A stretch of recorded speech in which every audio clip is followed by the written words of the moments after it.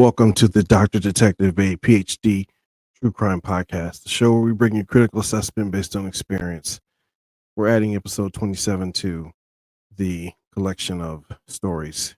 This is going to be the David case investigation, the D4vd case investigation. Before we get started, of course, this is the podcast. You can find us on YouTube. Go to our website at thedoctordetective.net. Find the channel on YouTube. Please like, subscribe, and share. Also find us on Spotify, Apple Podcasts, Amazon Music, and Audible. So before we get started, I just want to say this is strictly for review and not for legal or professional conclusions in this immediate discussion. This is for educational or entertainment purposes only and discussion. September 8th, 2025. The story takes place out of Hollywood Hills, California. Police get a call in reference to a foul smell near a vehicle in the tow yard. As it turns out, they arrive upon the scene. Unfortunately, they find the body of the 15-year-old Celeste Rivas Hernandez. Unfortunately, deceased, dismembered, and severely decomposed at the time. So this starts their investigation.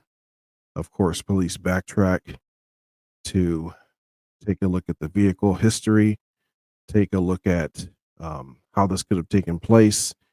So we're going to get into the story as far as their actions, identifying Celeste Rivas Hernandez, identifying the owner of the vehicle, right? So this is where we discover this vehicle had been towed after it was left sitting for several weeks. And this is in the Hollywood Hills area, a prominent area. There was a foul odor coming from the car, discovered at the tow yard, and this is when the body was then discovered. So it's common for police to ticket vehicles if they're sitting for a long period of time. Obviously, this was the case. So this vehicle had been sitting for approximately several weeks or about a month or so. There was an initial complaint back in August of an abandoned vehicle, the Tesla. It's a 2023 Tesla, but it's pretty dirty and condition-wise, had been sitting for quite a while. So several citations were issued, right, by officers, parking officers, and there's pretty much a protocol or process, whereas they ticket the vehicle once they get a complaint, come back, they may mark it with chalk, come back another day, ticket that vehicle a second time, mark it with chalk, mark the tires with chalk to see if there's been any movement. Come back a third day, if it's still there, at that time they can issue another ticket for a citation, and then they can tow the vehicle. That was the case here. So over that 72-hour period, the vehicle was towed because neighbors were complaining, right? That's pretty standard. We do the same here in Ohio. So again, they towed the Tesla to the tow yard September 5th. This is the date of the discovery of Celeste's body and the unfortunate discovery of her unaliving and condition. So, of course, police are going to backtrack, detectives are going to backtrack to identify her, identify this body, identify the owner of this Tesla. And that's exactly what they did. Upon discovery, they find out the owner is David Anthony Burke, aka D4vd, or David, essentially, the singer. This gentleman, 19 years of age, basically had a history of YouTube sensation. He actually created an album almost entirely by using his phone, an application called BandLab. So again, he reached Billboard and prominence with Interscope Records and his own label and several series of recordings. He's got 32 million listeners on Spotify. So again, this is not to highlight him, but we just want to put in context who this individual is. This is a high profile case. But let's go back to the investigation and the body of Celeste Rivas Hernandez being found.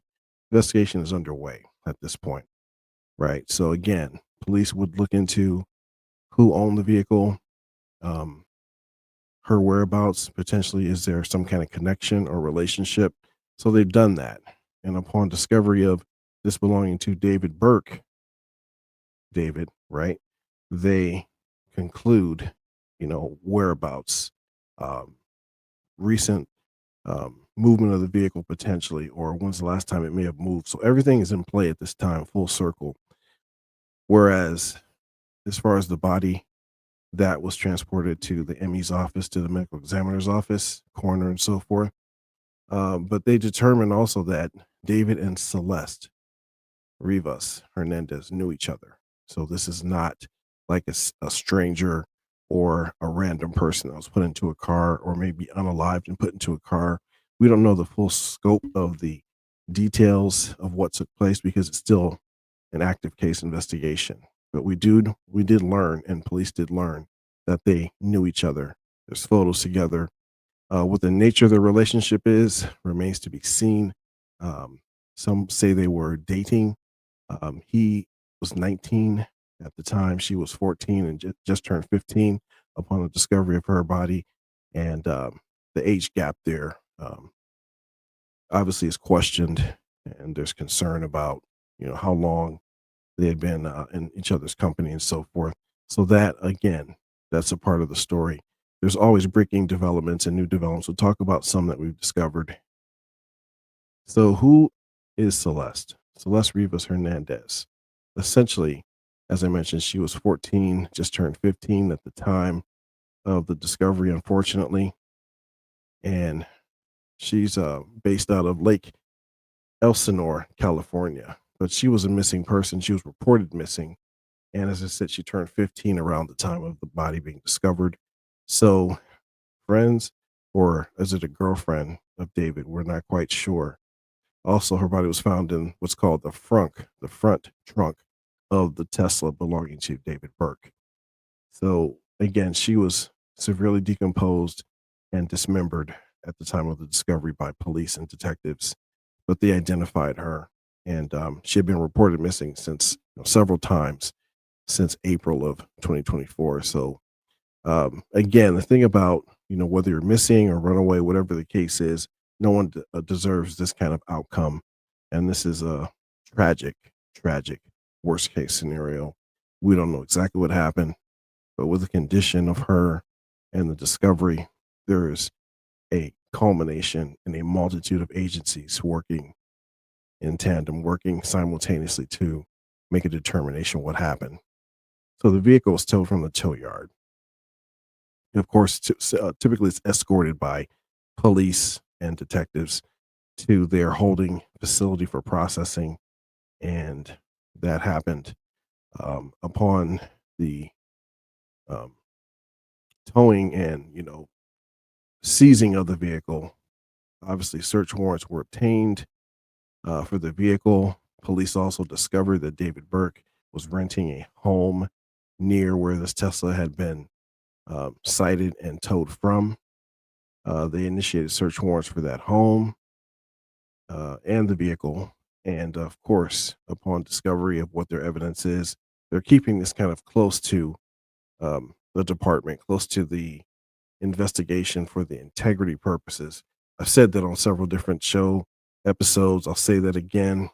We get one chance to do this right. So, again, things don't always come at a fast pace. It's very time consuming. It's very stressful. It's very tedious. And when it's high profile, it just compounds everything. So, police and detectives go to this house rented by David in the Hollywood Hills, leased actually, and they execute a search warrant. No one's there. Execute a search warrant. They seize several items, computers. They seize electronic devices.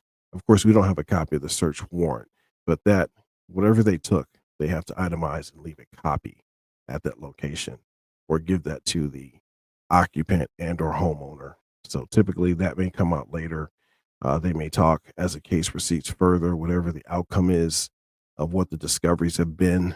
Defense counsel and or prosecution, should there be an arrest that's made in this case, whatever the outcome is, that all comes later.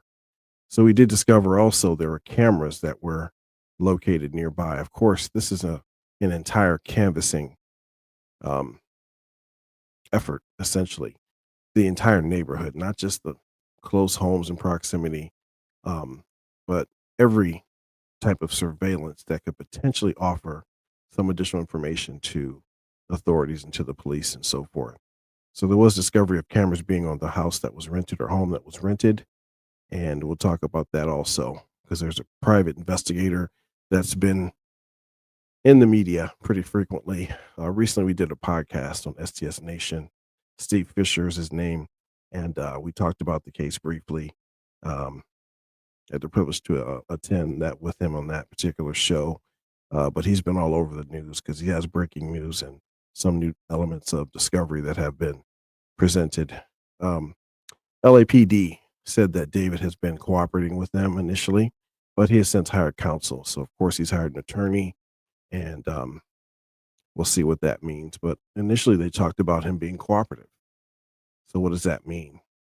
As a result of the press, the media, the high attention, the nature of the case, right? This is being labeled a crime or a homicide investigation or unaliving investigation. David canceled his tours. He was on tour at the time of this being discovered and his Tesla being towed, search warrants being initiated and effected on the car and the home. So he was on tour. His tours have since been canceled, and his label has stopped promotion of his music. So that is just maybe it's a PR move. Maybe that is a decision made by the label to kind of eliminate liability from themselves.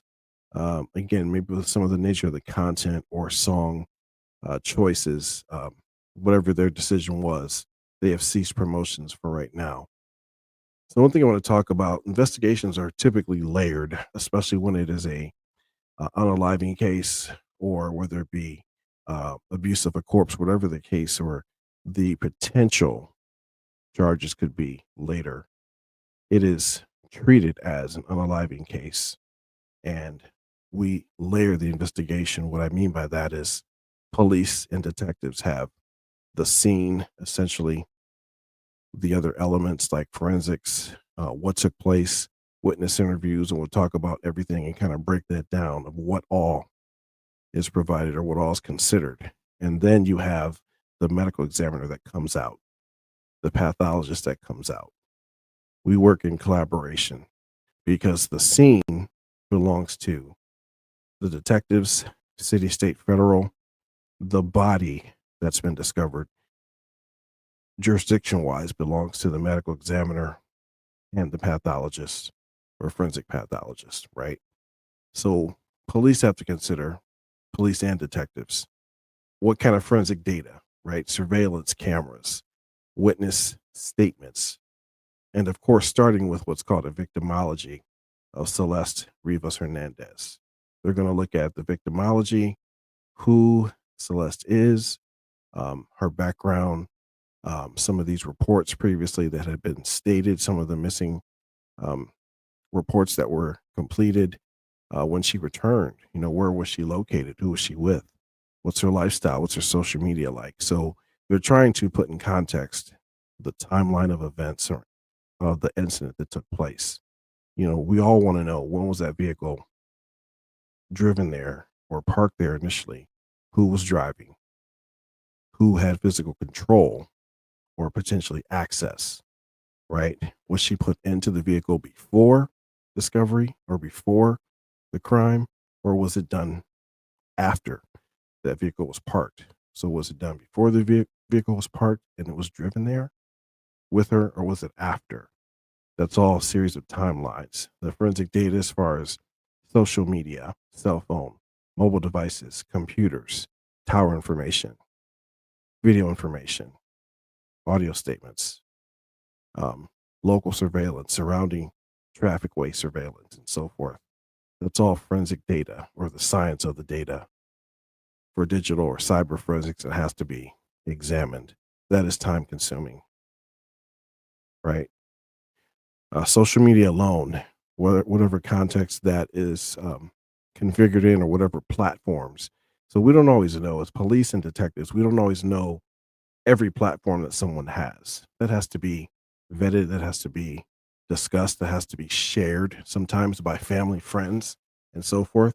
So we don't just know everything. People think we always know. We do not. We have to work to identify what lifestyle a person has. That goes back to the victimology and or essentially the entire scope of what we're looking at.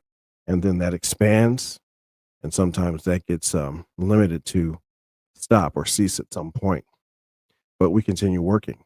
So I'm sure the LAPD's talk with family, friends, associates, um, just people that knew her, maybe people that went to school with her or um, just hung out with her. Of course, they're going to talk with David Burke, his um, entourage or people he associates with, his family, his friends. They're going to talk about the relationship, if in fact he does make a statement or has made a statement, right?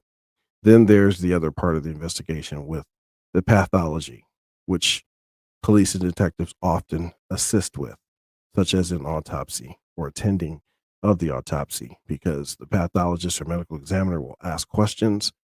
They may request certain evidence that's been recovered or discovered at the scene. Sometimes the ME or the pathology will happen because the evidence is collected by the medical examiner and they take evidence with them because they're going to perform the autopsy. And that capacity could be clothing, what you're going to collect. It could be anything left behind. It could be weapons potentially. But we work in collaboration. So, again, if there's questions, typically detectives attend the initial autopsy for that reason. And it is a collective effort to consider, have we identified this person? If we have not identified that person upon initial autopsy, there are steps they take to do that. And we'll talk about the difference between forensic pathologists and or medical examiners. But it is a layered investigation. So again, there's a scene assessment also from the perspective of law enforcement, from the perspective of the medical examiner, and from the perspective of detectives. Again, as I said, simultaneously working. What do we have? What do we not have? Is there something that should be here that's not here? And I mean, like in terms of devices, maybe weapons, if in fact that is the case, if it is a situation where this could have been some kind of overdosing um, or additional trauma, what was used for that to affect that kind of trauma, whatever condition the body was in. Then there's the outside leads, all in efforts to protect the integrity of the case. So I know the media loves to have answers. We want answers right now as the media, but that is not always appropriate in the context. So the forensic pathologist, that's the medical doctor who specializes in investigating sudden, unexpected, or violent unalivings by performing autopsies to determine the cause and the manner of the unaliving or the manner of death. So again, I understand in this case, they have discussed manner, but the cause is still pending, contingent upon the final reporting and the final examination of what they've discovered, what they found to be scientifically credible, and whether it's time consuming or it takes a little additional time that could be based upon several factors. The environment, how long the body was inside the trunk, the weather, other chemicals essentially that could have been used or could have been in the trunk or in the vehicle at the time. Um, the condition of clothing, condition of what was being worn, and whether that is even a factor. So a lot of things come to mind and have to be considered and scientifically examined. So they're going to document these findings. There's going to be additional toxicology testing. I'm sure they've done for conclusion or inconclusive findings. And they provide expert assessment, scientific testimony to provide should this be a criminal case and arises to the level of charges in whatever capacity. So they require extensive training followed by fellowship, and it's very stressful as we all deal with stress and other post traumatic elements. This is all traumatizing for everyone, especially obviously for the victim, for her family, um, for everyone involved or not involved, family, friends, just people that knew her, even people that are even hearing the case and the unimaginable discovery that has happened, right? So the forensic pathologist versus medical examiner, two different components. The medical examiner um, also can attend the autopsies and or perform, but their physician with forensic pathology training qualified to perform autopsies, so they can do them in collaboration or independently. So they're often confused with the word coroner, but they provide the pathology. So their objective is to determine the cause and manner of death based upon the autopsy results and findings. And then they provide a detailed, expert scientific assessment. Some of their duties. So again, they're going to look at the patient or victim's medical history, maybe dental records, any kind of physical evidence from the scene or from the autopsy, obviously crime scene pictures, evidence collected or discovered, the pathology and toxicology reports. Were there any substances or anything else that's relevant or foreign to the scene or foreign to the discovery of what should have been there or should not have been present there or present on the body? Any kind of trauma to the body. Obviously, they mentioned there was a dismemberment. That is horrific in nature, just to even talk about or consider a repeat. And also the decomposition stages. And they provide and collect specimens and so forth and examine every part of the body. So I've attended several autopsies over the course of my career, and you have to look at this from a scientific perspective. The MEs and that were patient enough to allow us to attend, they had questions. We were able to assist in answering some of the questions, whether it be a weapon involved or not. In my other cases, we were able to bring the actual weapon and or type of whether it be projectile or type of weapon that was used, or knife or club or blunt force, whatever the case was. We provided that in context with the investigative aspect. Of course, we did a lot of observation, took a lot of notes, and they provided context to what they were doing and why. So that in itself is a different aspect of the investigative process, but definitely necessary. So we talk about Celeste being found severely decomposed, severe case of decomposition. So body decomposition is a natural process of tissue breakdown after unaliving, which follows several stages. We'll talk about those stages briefly. Again, this is just for discussion, educational purposes. So we're going to talk about several of those stages. One called autolysis, bloating, active decay, and skeletonization.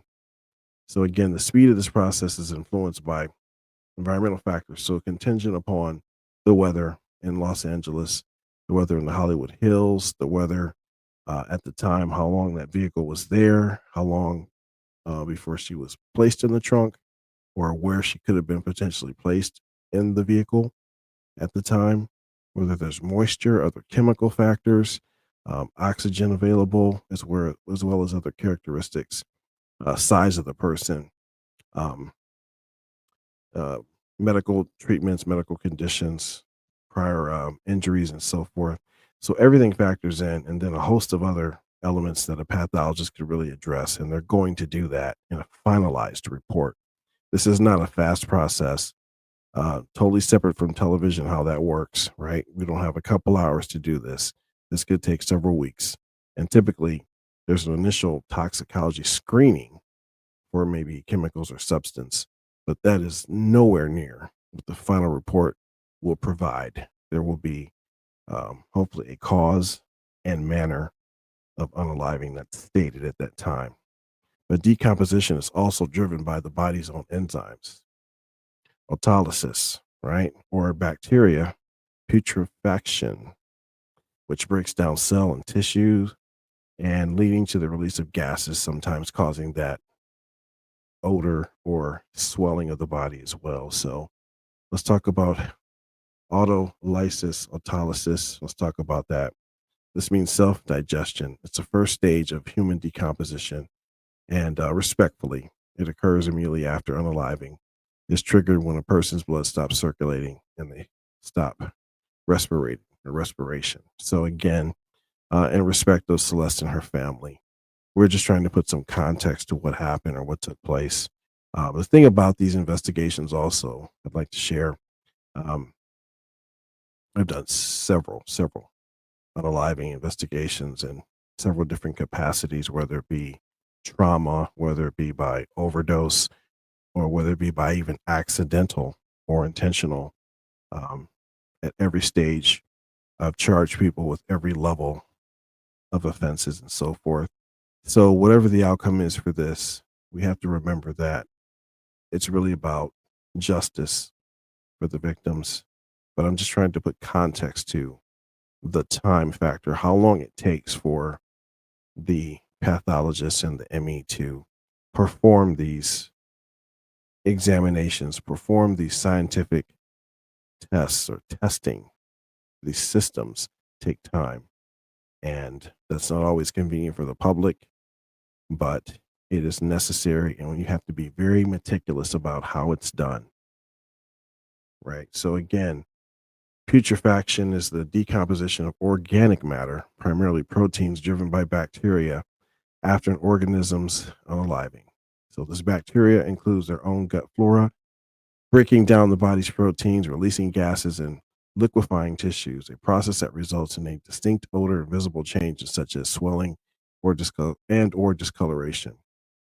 So again, you can find us at drdetective.net. Please like, share, and subscribe. And the other stages of decomposition we'll talk about shortly.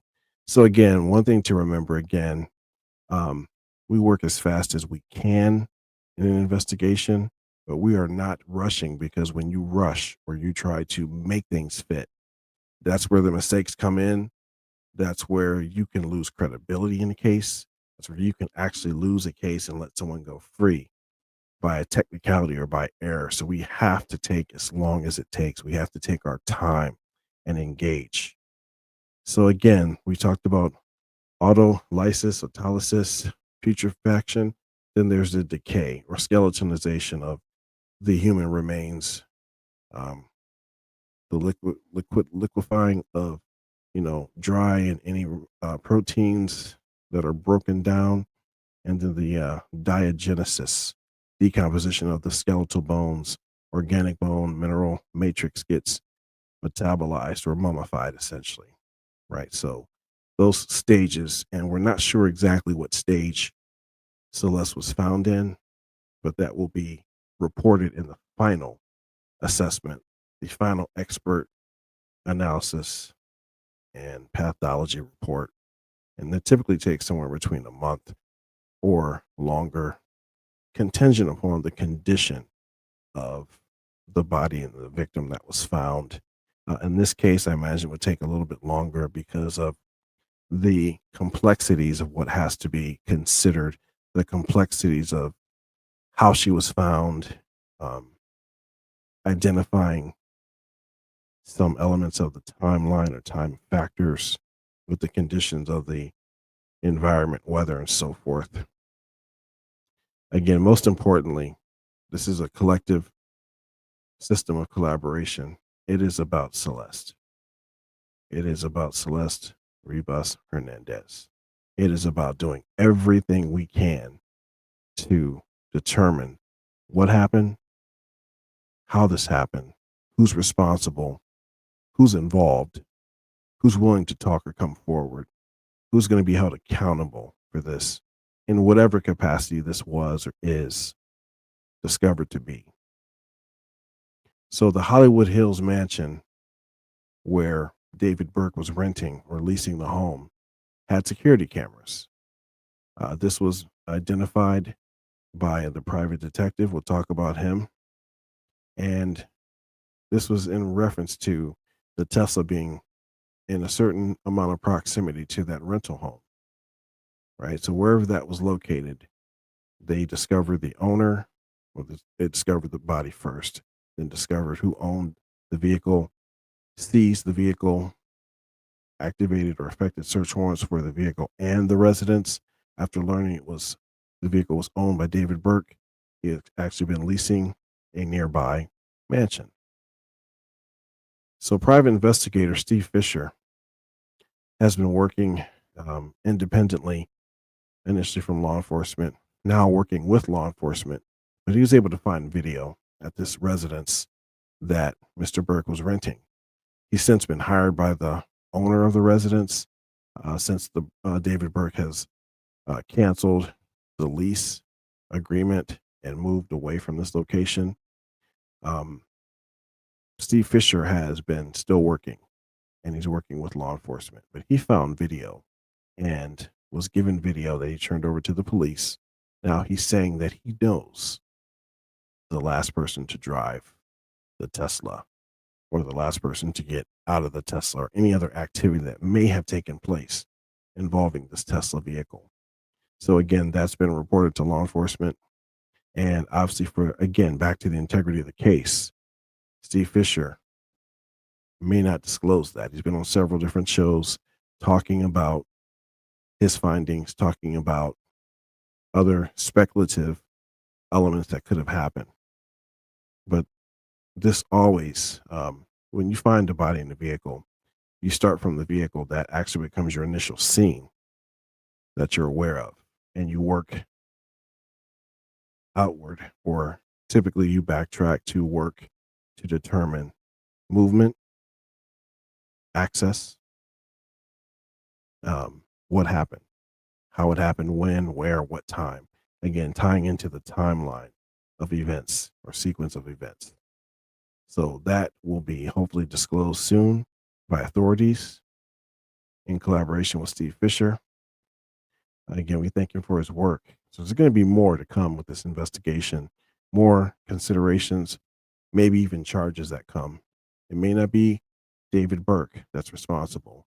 It might be David Burke that is responsible, and or associates, or it could be someone totally separate. That will be determined. That will be reported.